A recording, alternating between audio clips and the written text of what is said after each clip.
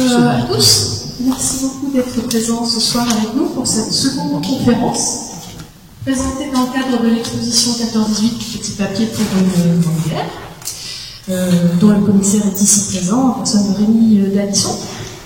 Nous avons le plaisir d'accueillir Olivier Fellertag, agrégé d'histoire, docteur en histoire contemporaine. Olivier Fellertag enseigne à l'université de Rouen l'histoire économique particulièrement, et également membre du groupe Recherche d'Histoire, qui est notre partenaire sur cette manifestation. Vous avez comme sujet principaux de recherche l'histoire monétaire et financière internationale au XXe siècle dans le monde contemporain, mais aussi, entre autres, l'histoire des territoires économiques de Normandie. Voilà, c'est ce qui fait que vous nous proposez un sujet particulièrement rouennais ce soir. Vous avez quand même publié récemment des ouvrages aussi variés que les banques centrales d'État-nation qui sont parus aux presses de Sciences Po, et toute l'histoire en général de l'invention des banques centrales en Europe et dans le monde. Donc le Fonds monétaire international, l'histoire de notre dette publique, les crises financières modernes n'ont pas de secret pour vous. Mais en ce qui concerne la place financière de Rouen, vous nous racontez ce soir son rôle pendant la Grande Guerre. Les banques centrales ont un avantage, c'est qu'elles sont centrales. Et donc c'est souvent un bon poste d'observation pour voir ce qui se passe un peu partout. Donc c'est vrai que c'est une impression depuis une trentaine d'années. Et comme il y a beaucoup de banques centrales dans le monde, il y a encore beaucoup. Alors je vais parler un petit peu des banques centrales ce soir quand même, parce qu'il y en a aussi énormément. La Banque de France, comme vous le savez, est toujours d'ailleurs la monnaie à l'époque. Les routières avec évidemment c'est évolué.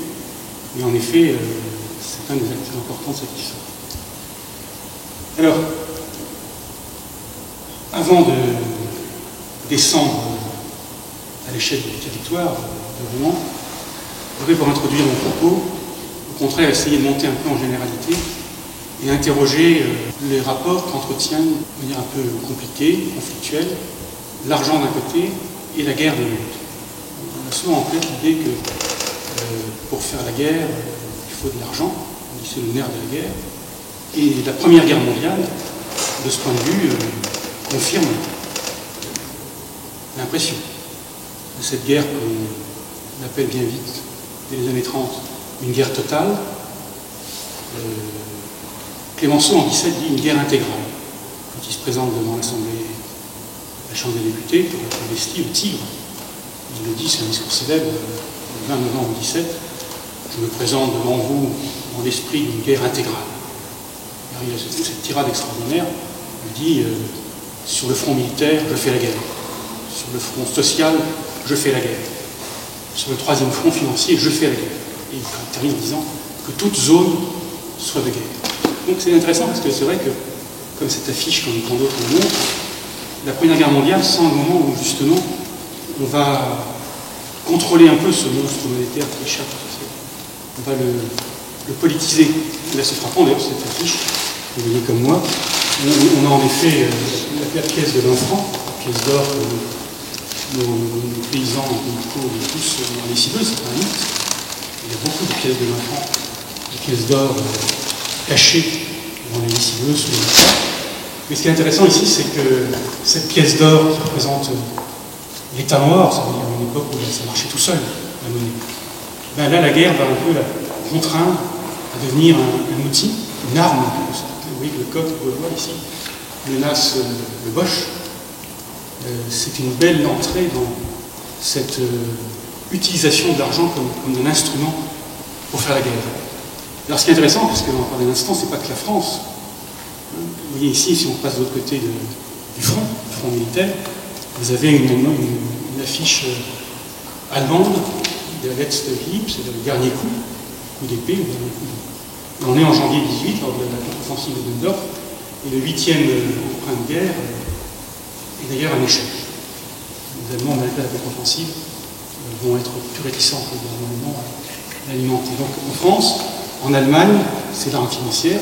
Et puis même, je trouve intéressant de conclure une troisième et une dernière image, en Angleterre, avec ici un aspect intéressant, rappelle-toi la Belgique, et même la Belgium, acheter les bons du 4e emprunt de Libération, et une claire allusion ici, parce qu'on appelle dès 1914 des atrocités allemandes. On accuse, à tort ou à raison d'ailleurs, parfois à raison, l'armée allemande d'avoir perpétré des crimes contre l'humanité, notamment en Belgique, notamment des viols d'enfants. C'est intéressant, je trouve, vous voyez que l'argent, donné neutre, en principe n'a pas apporté de contenu moral, l'argent n'a pas d'odeur, l'argent semble être technique, il se trouve tout d'un coup, lui aussi finalement, absorbé par les enjeux moraux, politiques, militaires, par la guerre, cette guerre totale qui va intégrer l'argent. Tout ça c'est vraiment intéressant, parce qu'on est en 1914, et encore une fois, jusqu'alors les libéraux, les professeurs de droit de faculté dans les écoles sur l'économie, expliquaient que l'argent était justement au-dessus ou à côté des aspects politiques. Donc là on a quelque chose qui se passe et qui va durer longtemps, même jusqu'à aujourd'hui. En 19, il s'agit des réparations allemandes, encore l'argent, qui va trancher une épée qu'on n'arrive pas à faire sur le plan moral, on n'arrive pas à dire les coupables. Du coup, on va dire, c'est ceux qui vont payer, c'est les Allemands. Bosch, l'Allemagne paiera. Donc ça politise encore l'argent, les capitaux, et des années 20, des années 30. Et j'ai envie de dire, peut-être qu'on est sorti un peu de tout ça maintenant, mais pas depuis très longtemps. Le grand cycle de la guerre, vous voyez, qui politise l'argent, va peut-être durer une centaine d'années aussi. Donc c'est un phénomène massif. Et je serais heureux si tout à l'heure vous sortiez de ça en vous disant finalement, ce n'est pas qu'une question technique. C'est aussi une question politique, voire de choix moraux. Alors ça, c'est l'idée principale.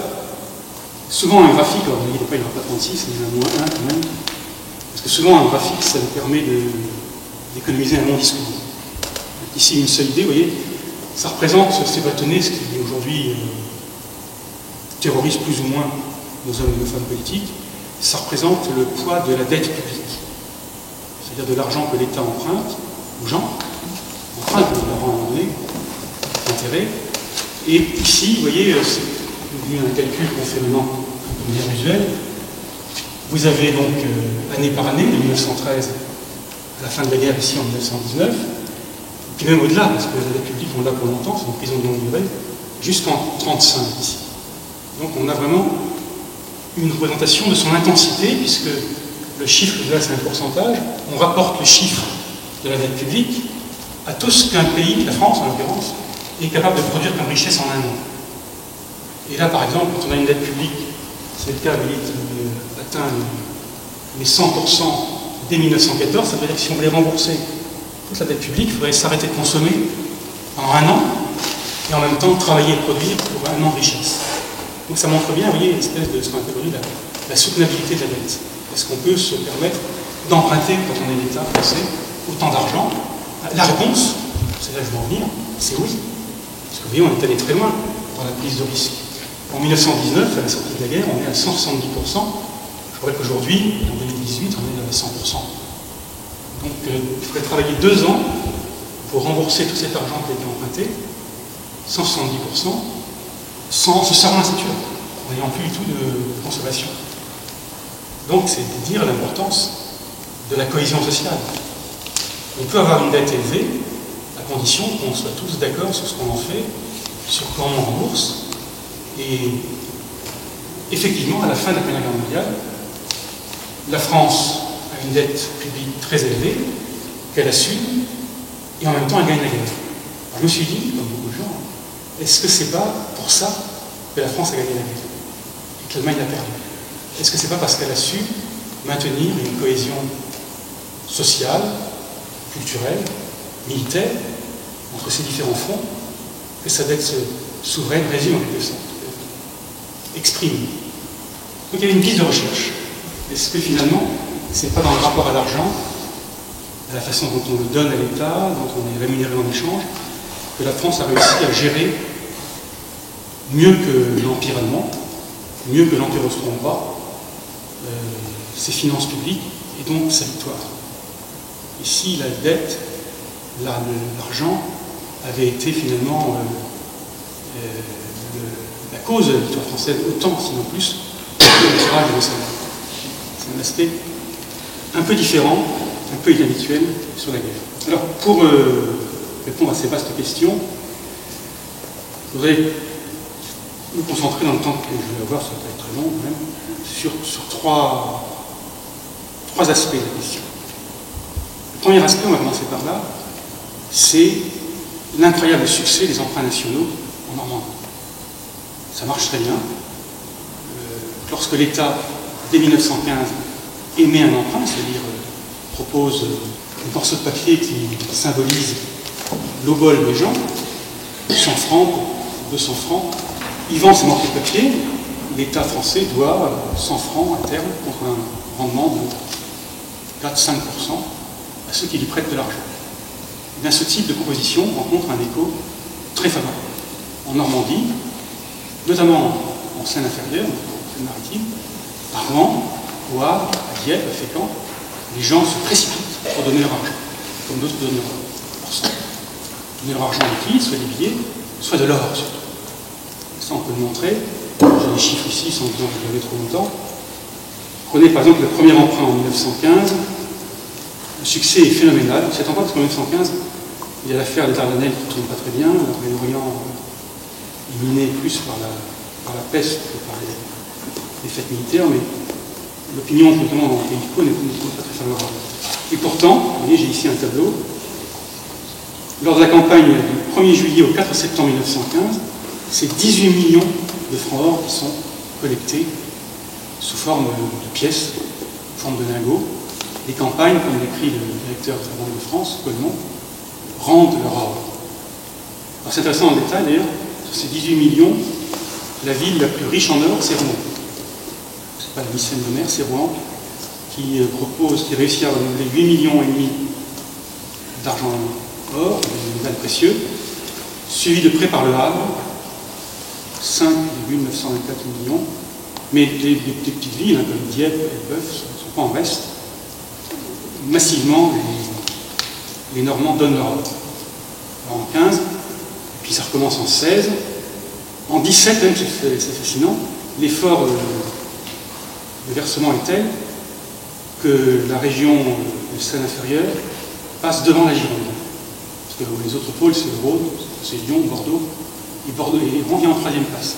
En 17, c'est la 3e place, non pas la 4e. Donc il y a vraiment une espèce d'infinie richesse. Et d'ailleurs, la Banque de France le note, avec l'idée qu'il y a encore beaucoup à récolter pour obtenir des campagnes. Alors cette réalité, on peut nuancer un petit peu sur certains points, notamment si on oppose le Havre à Rouen. Pour les emprunts de 16, 17 et 18, le Havre est devant, c'est vrai, mais Rouen l'emporte par le nombre de souscripteurs. C'est-à-dire que c'est souvent des petits. Au Havre, c'est très gros, ils donnent beaucoup, parfois plusieurs millions, on pense à une structure de 8 millions une fois. En 18, un seul homme, c'est grave. Je ne sais pas qui c'est, à l'époque non plus, on ne sait pas. Il y a une très grosse fortune. À Rouen, il y a moins globalement de résultats, mais il y a des tout petits porteurs qui viennent parfois pour 50 francs, pour 100 francs. Tel point tel qu'on ouvre rive gauche un centre de collecte, parce que ces petits porteurs sont rivaux, bien sûr. Le clivage sociologique, dès cette époque, dès la belle époque, naturellement, on fonctionne. Donc il y a vraiment une forme de constat, que d'ailleurs Jean-Pierre Chaly, qui a travaillé sur la Révolution lyonnaise, a fait, lui, la veille de la guerre, en 1913, c'est que les Rouennais sont riches. C'est que la révolution industrielle, disons de 1800 à 1914, a multiplié par 5 la richesse en France. Et que, je ne sais pas si c'est une théorie de ruissellement, mais ça ne concerne pas que les très gros capitalistes. Mais on voit les petits épargnants, les petits commerçants, plus de gauche, qui apportent leur droit. Donc c'est intéressant, vous voyez, ce test de la guerre qui révèle effectivement ce qu'on ne connaisse pas très bien, ce qui est un peu survenu, une fois qu'il y a pas beaucoup d'observations. Mais il y a une fortune structurelle assez importante. Alors, deuxième point, s'il fallait maintenant, on a fait le constat, on peut revenir si vous voulez, on a plus fine, mais le constat est fait, si on devait expliquer ces résultats. Et là, c'est la deuxième surprise dans les archives, notamment dans les archives de la Banque de France, celle conservée ici au départemental, comme celle conservée au siège à Paris, et une façon de les croiser.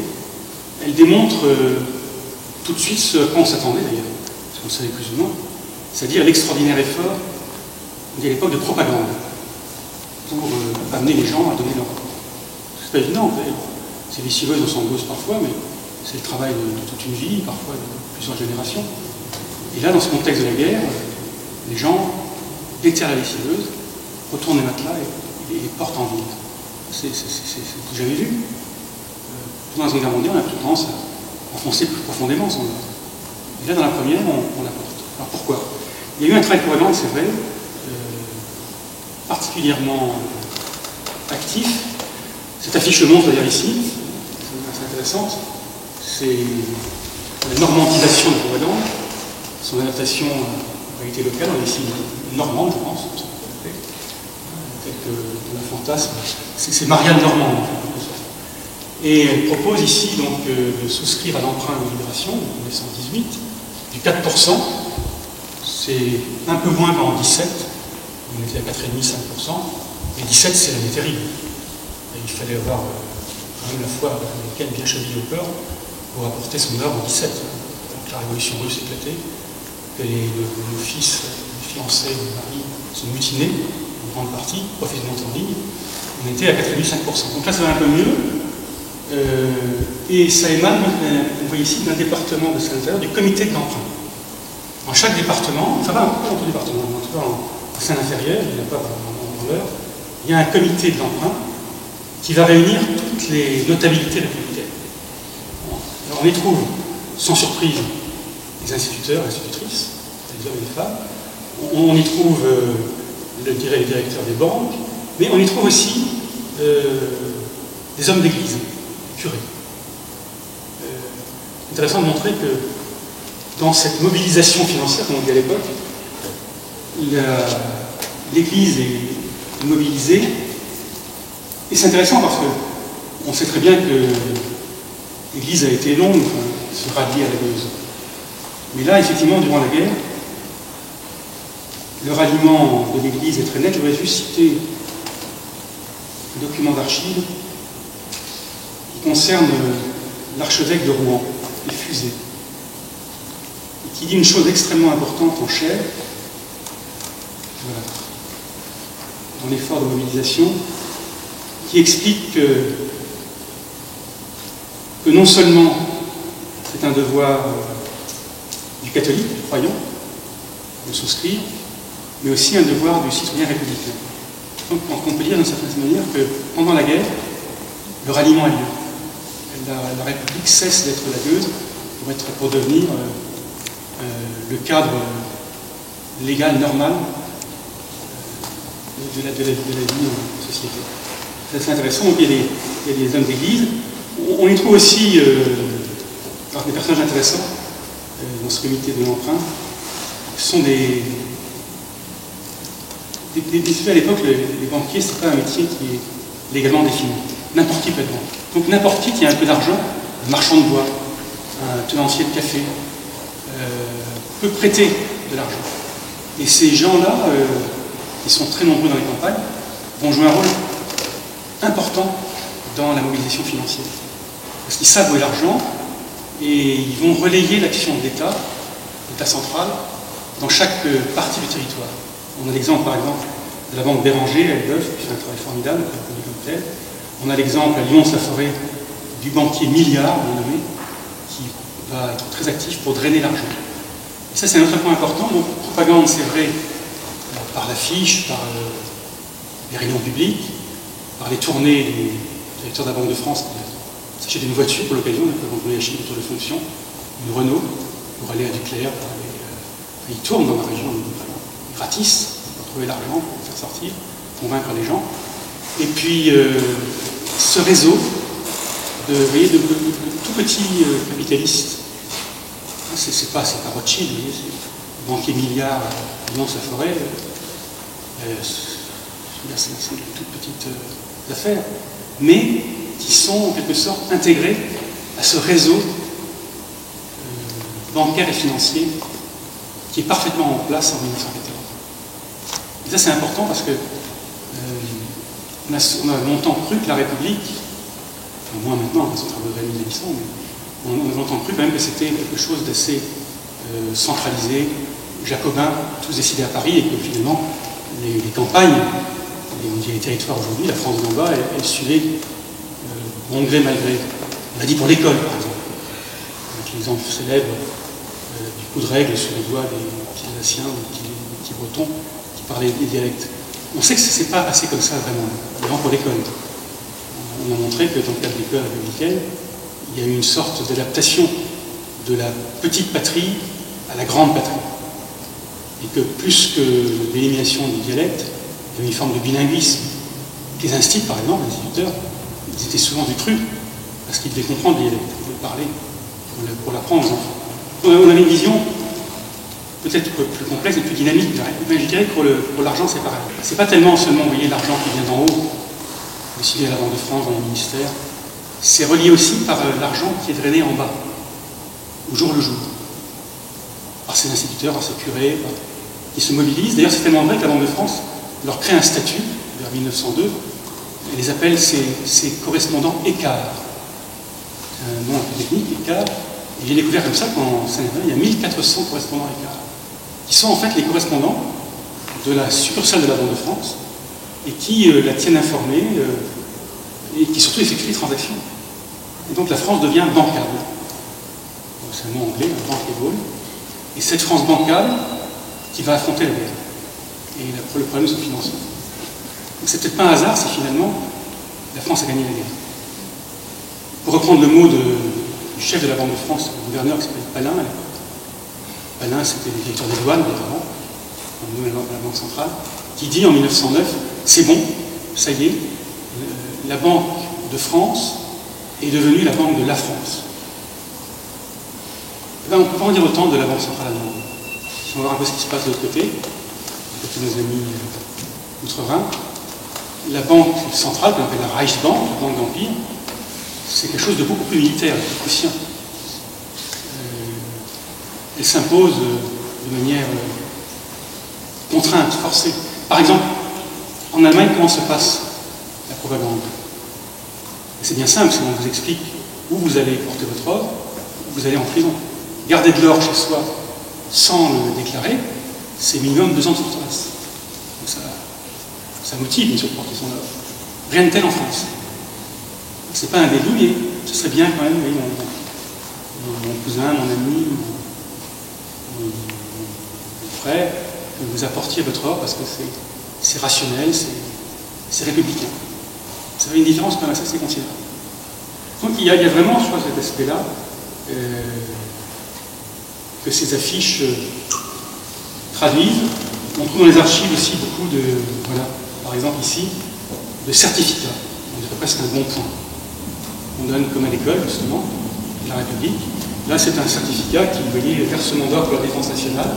La Banque de France constate que M. Valentin Claude Massé a versé ce jour en or la somme de 50 francs en échange de billets de banque. On est le 20 janvier 17, le jour où Clémenceau fait son discours. Ça n'a aucune valeur, ça, mais les gens l'accrochaient au mur chez eux. C'est une espèce, vous voyez, de reconnaissance symbolique. Et là encore, peut-être que la République est meilleure pour manier les symboles que l'Empire. Donc on avait le certificat or, et puis on avait aussi, voilà, là c'est un autre genre. Et ça rappelle les batailles scolaires, ça rappelle toute la République de Marianne. Là pour la victoire, par exemple, ici, signé du ministre des Finances, Alexandre Ribot. Là, il est aussi vierge en 1916, pour la victoire. Je trouve que ces documents sont intéressants parce que justement, ils nous montrent bien que c'était pas contraint et forcé. Il y avait une forme de consensus, de réputation. On avait envie d'être un bon candidat. On s'achetait une conduite. Alors, tout ça, j'en parle, je pourrais détailler naturellement, notamment la question de l'organisation matérielle de ces grandes affiches, pour les campagnes. Ça a été un vrai effort de propagande. C'est pas un hasard si la propagande naît là pendant la Première Guerre mondiale. L'objet lui-même. On découvre qu'on peut manipuler les foules on découvre qu'on peut obtenir beaucoup par voie d'ordre. C'est le deuxième point qu'on a même traité, un gros effort pour voie d'ordre sans précédent. Est-ce qu'on en reste là? Tout ça, enfin, on savait un peu tout ça. Mais c'est là que l'intérêt des archives, c'est de nous montrer justement que non. Et que cette mobilisation financière massive, ce succès massif et durable des emprunts nationaux à Rouen, comme à Bordeaux, comme à Lyon, comme à Paris, elle tient aussi à un intérêt bien compris. Que les gens qui finalement ont porté leur or ou leur argent, qui ont acheté des titres publics, notamment les fameux bons de la défense nationale, à partir de 1915, ils ont aussi été sensibles à des arguments plus sonnants et trébuchants. Notamment ici on le voit par exemple, vous voyez, sur cette affiche.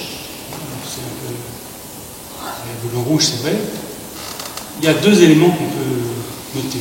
Peut-être comme moi, ceux qui sont écrasés par le fisc, se disent quoi? Exemple d'impôt. Oui, en effet, on voit ici, là c'est marqué, emprunt de la défense nationale, la rente française, 5%, c'est bien. C'était bien avant la guerre parce que c'est pas encore qu'il y a de l'inflation. On va découvrir après-guerre, finalement, ça n'a pas été si bien que ça. Mais pour les gens en 1916 qui n'ont pas connu l'inflation, ils disent 5% de capital en plus, c'est nirvana. Il n'y a pas beaucoup de placements qui avoir ça. On est plutôt à la rente française à 2%. Donc 5%, c'est bien. Bon argument, 5%. Exemple d'impôt. Or, on commence à parler un peu de l'impôt. 17, c'est l'impôt sur le revenu. Donc, on commence à se dire, ça doit être un argument intéressant, l'exemple d'impôt. Et puis enfin, dernier élément, on ne demande pas qui vous êtes. Et ça rassure le paysan cauchois. Parce qu'il n'aime pas beaucoup qu'on sache, surtout ses voisins, ce qu'il a acheté, ce qu'il est allé faire avec. Donc, anonymement. Et puis enfin, dernier élément, vous voyez, prix d'émission. On a ici un bon de 100 francs qu'on va solder 88 francs 75. Ça veut dire que vous avez une valeur de 100 francs en capital, mais parce que l'État fait un effort, vous allez payer effectivement 88 francs 50.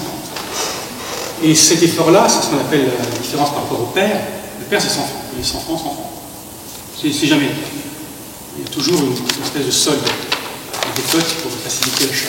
Et on voit qu'en 1917, par exemple, il y a des chiffres ici, et bien cette décote, on solde 62 francs la valeur nominale de 100 francs. Donc c'est vraiment tentant. C'est le jackpot. Vous donnez 62 francs, vous gagnez 100 francs du titre de rente, et l'intérêt est calculé sur les 100 francs, pas sur les 60 francs. Donc ça veut dire que là, il y a un effort de l'État, et ce qui est vraiment intéressant, c'est de montrer qu'en Allemagne, au même moment, la décote au maximum est de 10 Reichsmark. Ça veut dire qu'en Allemagne, l'État allemand n'est pas prêt à faire des prix. Vous prenez pas. Et en plus, ils n'ont pas le choix, les Allemands, parce qu'ils prennent forcément, puisqu'en Allemagne, il y a un système, vous savez, très intégré pour les entreprises allemandes qui travaillent pour le ministère de la Guerre. Comme en France, il y a une forte association entre l'armée, l'État et les entreprises privées pour fournir les besoins de la guerre. Mais en France, on paye encore en argent les fournisseurs. En Allemagne, on les paye directement en bons de la défense ou en emprunt, donc il n'y a pas le choix. C'est une sorte d'emprunt forcé. Il y a encore une différence.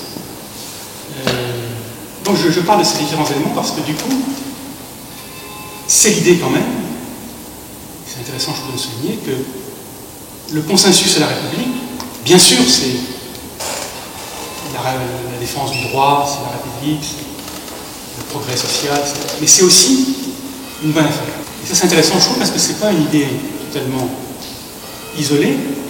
Quand on se plonge un peu dans cette littérature que les banques diffusent, dont la Banque de France, comment souscrire? On voit par exemple qu'en 1918, au dernier emprunt, qui bizarrement d'ailleurs n'était pas un grand succès. Les gens étaient fatigués aussi de donner. Donc on va chercher un peu les arguments plus lourds. Se pose la question, vous savez peut-être, des emprunts russes. Avant la guerre, les Français, l'épargne français a massivement prêté au gouvernement russe. Alors pour le coup, ça a été une affaire catastrophique, puisque la révolution de 17 et la déclaration de Trotsky fait que le gouvernement bolchevique répudie cette dette. Il dit on ne paiera pas un sou. capitalistes qui l'ont pris. Et du coup, on voit apparaître un élément intéressant ici, dans l'empreinte 18 en France, on va accepter la souscription de prendre des emprunts russes. On va transformer en bons du trésor français. C'est super aubaine, mais en 18, on sait que c'est frappé pour beaucoup de gens, l'emprunt russe. Mais donc, vous voyez, là, il y a aussi un argument qui est proprement un argument économique, un argument de rationalité économique. Quand vous avez arbitré entre tel et tel placement, c'est un problème d'avoir de l'argent. Pareil, j'en ai pas de problème, mais ceux qui ont de l'argent ici ce soir, beaucoup d'argent, notamment, c'est un problème terrible. Qu'est-ce que j'en fais? Ça, si j'en fais rien, j'en perds. Et si j'en fais quelque chose, il faut que je sache où je le place. Mais pendant la guerre, à cette question angoissante, que faire de tout mon argent, la réponse a été en fait assez évidente. Souscrivez les emprunts de la défense nationale. Alors je ne délire pas complètement parce que dans les archives, cet argument-là, il est omniprésent. Notamment, de manière assez inattendue, on va citer de nouveau la scène religieuse et l'archevêque Fusé, qui explique très clairement ici que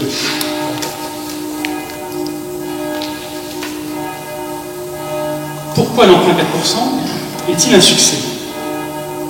Parce que c'est une bonne affaire. Il le dit clairement. On est ici en 1917. Une bonne affaire. Tout est là. L'argent est abondant. Il faut le placer pour faire fructifier.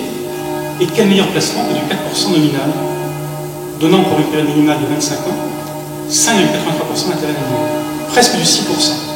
Il conclut, le vieux taux de 3% est pour longtemps dépassé. Ça a été une surprise dans les archives, de trouver ce genre de raisonnement. Et c'est pas isolé. C'est pas isolé. On pourrait montrer ici, par exemple, l'argument toujours de l'évêque Fusé, qui insiste sur le rendement escompté de l'emprunt, et qui d'ailleurs, chemin faisant, fait voler en éclats la très vieille condamnation augustinienne du prêt à intérêt. Question ça. L'idée que le prêt à intérêt, vous savez, depuis Aristote, est interdit. Il le dit, cet or, cet argent est infructueux entre vos mains.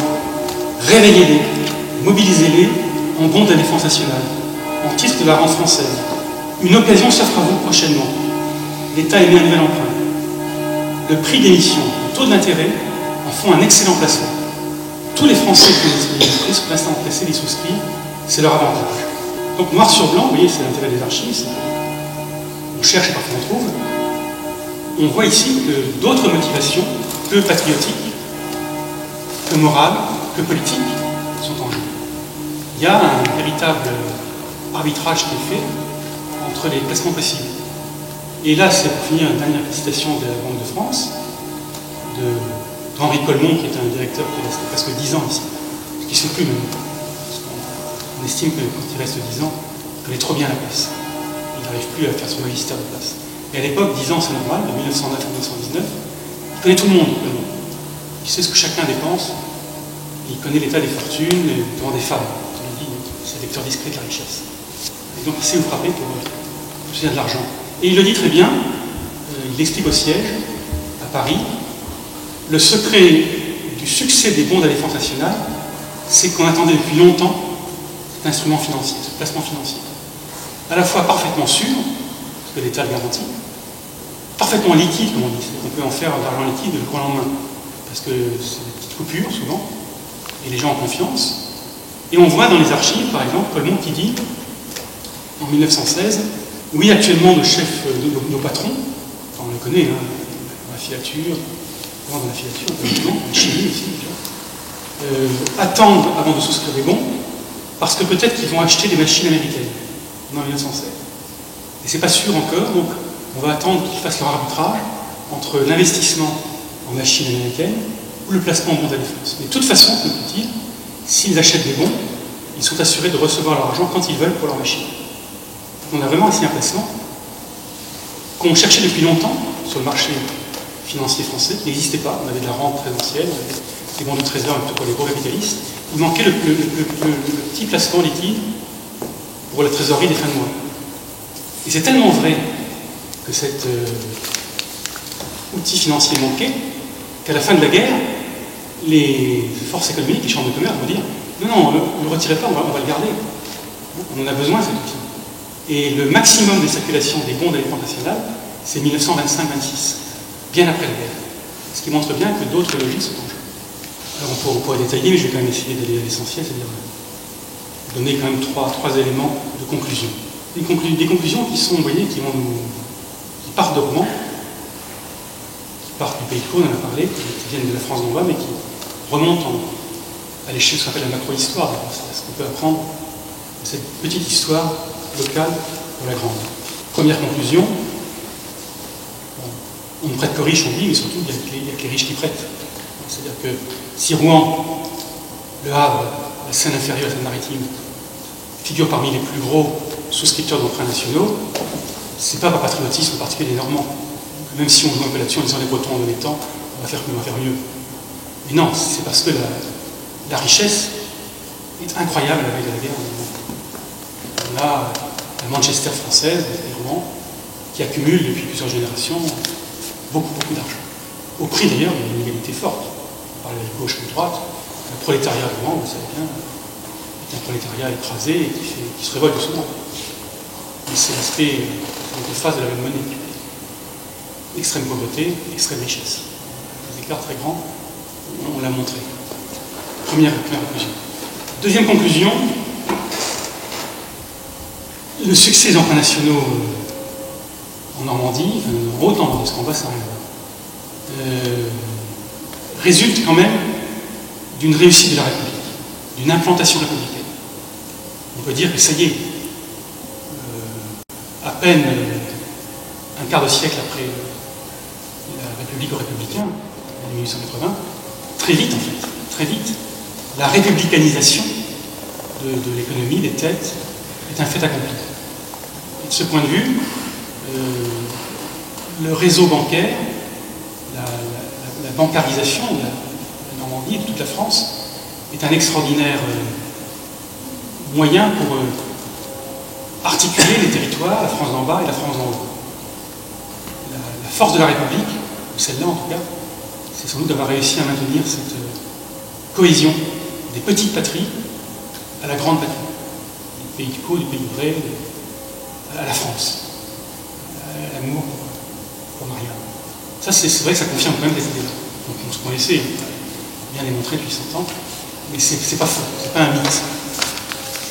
En même temps, dernière conclusion, et ça c'est quand même peut-être plus nouveau, mais peut-être plus actuel aussi, le succès d'emprunts nationaux, c'est bien sûr un succès politique, on va dire, mais c'est aussi un système économique, une réussite économique. On va dire, pour parler comme aujourd'hui, que le modèle économique, le business plan, on dit parfois, pour faire de l'argent, a bien fonctionné dans le cas des emprunts nationaux. C'est-à-dire qu'on n'a pas forcé les gens, on a fait appel à leur bon sens économique, en leur disant, c'est un bon placement. Faites ce que vous voulez. C'est un bon placement qui rapporte, qui est sûr. Il y a là une différence très nette avec l'Allemagne.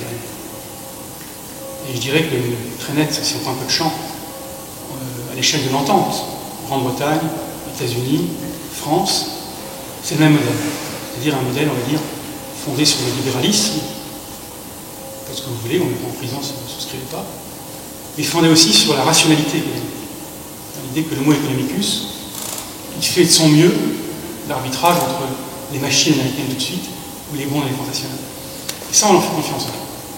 Ce n'est pas le cas en Allemagne, on l'a vu, où le système de coercition était fait. L'Allemagne, ce n'est pas un pays libéral. La Prusse, ça serait, c'est pas libéral. Alors ce qui est certain, c'est que sans vouloir dire c'est mieux d'être libéral, c'est mieux d'être dirigiste à l'allemande, il reste que la France l'entend à gagner la guerre. Alors certes à cause du courage de ses soldats, certainement, à cause des chars, à cause de beaucoup de choses, mais aussi sans doute à cause de son modèle économique.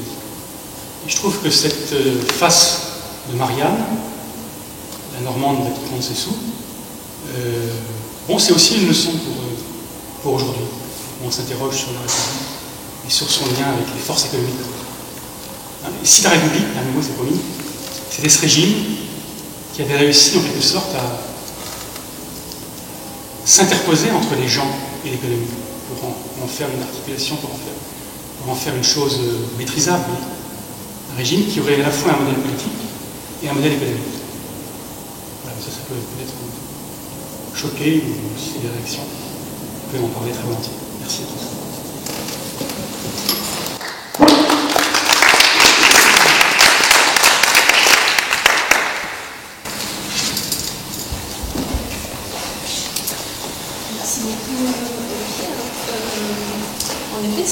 C'est assez curieux et intéressant tout ce que vous apprenez. Ça suscite peut-être parmi vous déjà des questions. Si vous voulez, n'hésitez pas à intervenir. Peut-être une première question. Est-ce que, voilà, on va nous parler des possibilités assez importantes ici sur notre territoire.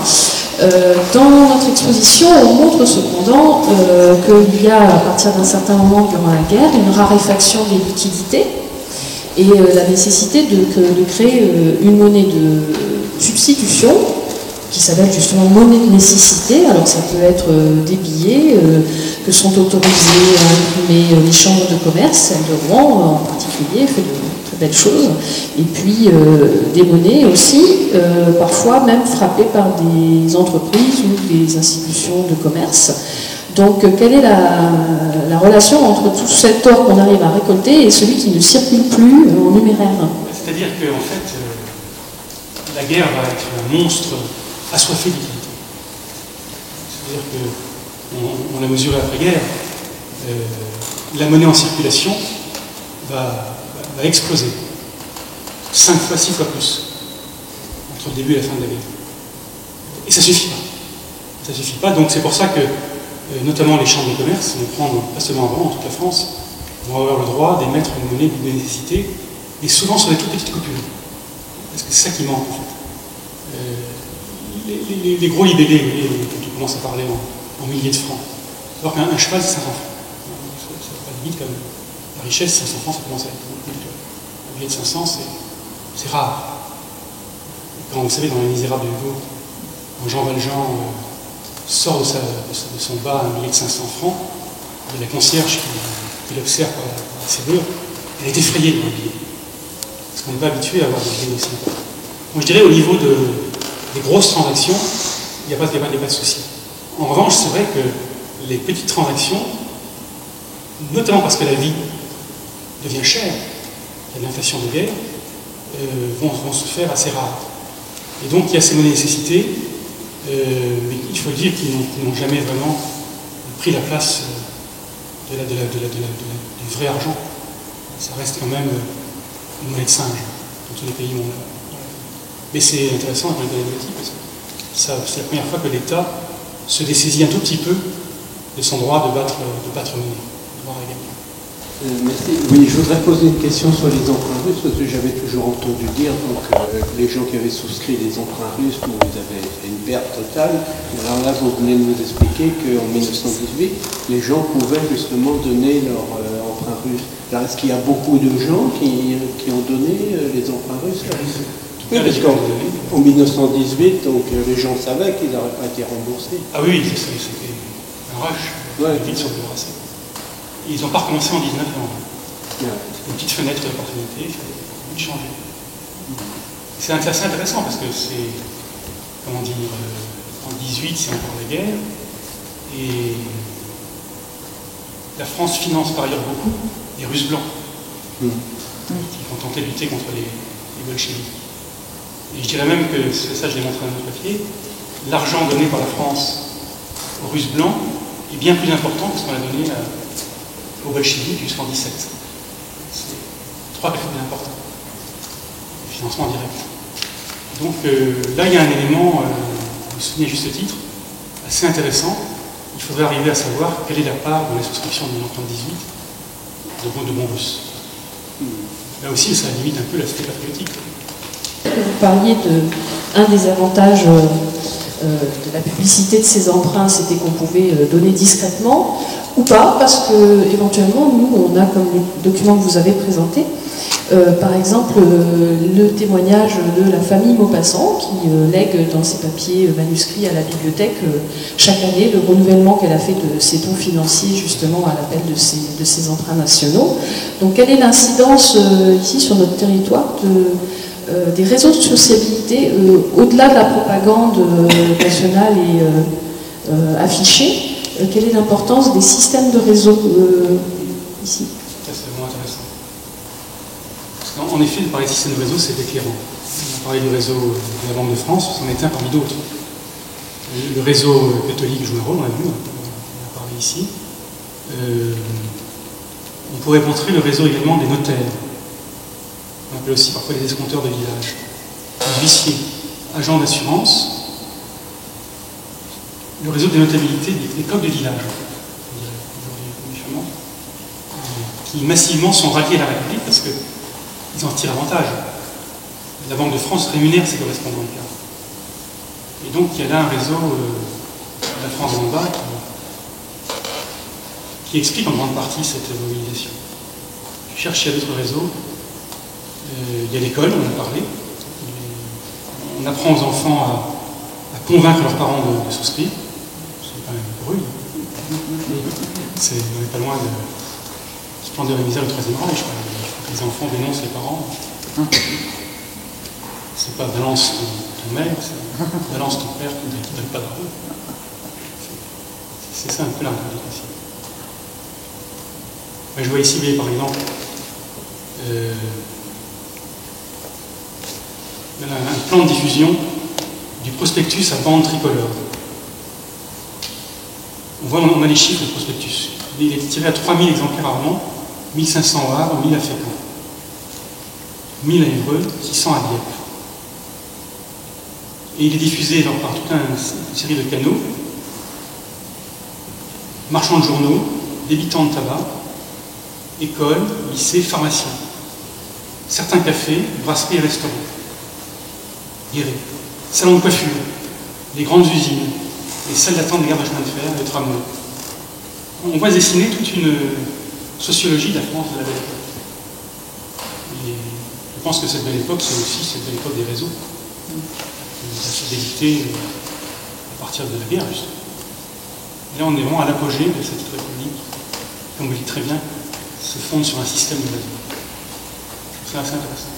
Pour rebondir sur ce que vous disiez par rapport aux enseignants, il y a un exemple typique dans cette exposition qui émane du journal de guerre rédigé par Ferdinand Verdier, de son nom d'écrivain Jean Gauman, qui raconte ce qui lui est arrivé justement à force de solliciter ses élèves du collège où il enseigne au début de la guerre, c'est-à-dire à Lisieux.